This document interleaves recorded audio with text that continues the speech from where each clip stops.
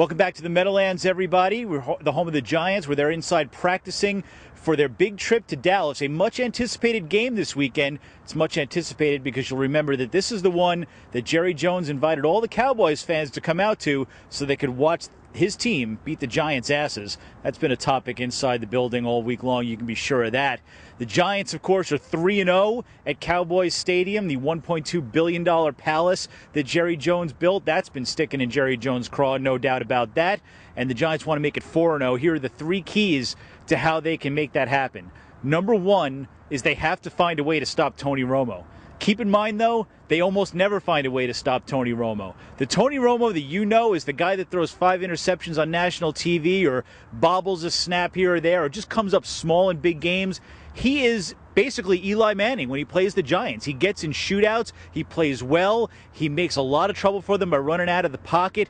They have to find a way to stop him. Otherwise, I guarantee you, this is going to be a game. He is the equal of Eli Manning in a lot of these games, and that's not supposed to be the way it is. You know, Tony Romo, he's an excellent quarterback in my eyes. You know, I don't think he gets the credit that he deserves. You know, when I watch film on him each and every night, you know, some of the throws he makes, you know, it just still stuns me. He's very, very accurate. That's your first key. The second key is they have to keep Eli Manning upright. The Cowboys have a pretty good defense, and they've got a guy who can create a lot of problems in DeMarcus Ware. They don't want to have him get loose on Eli Manning because they're going to need to throw the ball to stay with Tony Romo, especially if he can make it a game. Now, Eli Manning has had some great games against the Cowboys, but he can only do that if the offensive line can keep him clean, as they have for most of the season so far. They've been doing a lot of things well and, you know, continuing to do that. And, you know, we have to bring our A game. We know they're, you know, good defense.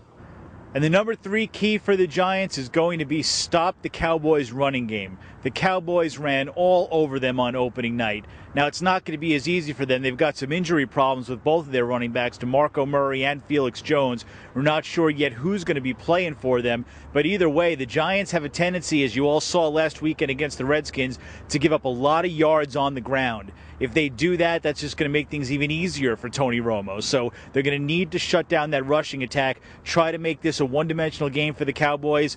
That puts the ball in Tony Romo's hands, and then they hope they can create a few mistakes. You know, I think it starts with, just like for us stopping the run. It starts with them being able to run the ball, because the play-action game off of that, and the three-step opens up because of the running ability. And then if you don't have that, if you take that away, then it closes up some of the passing options.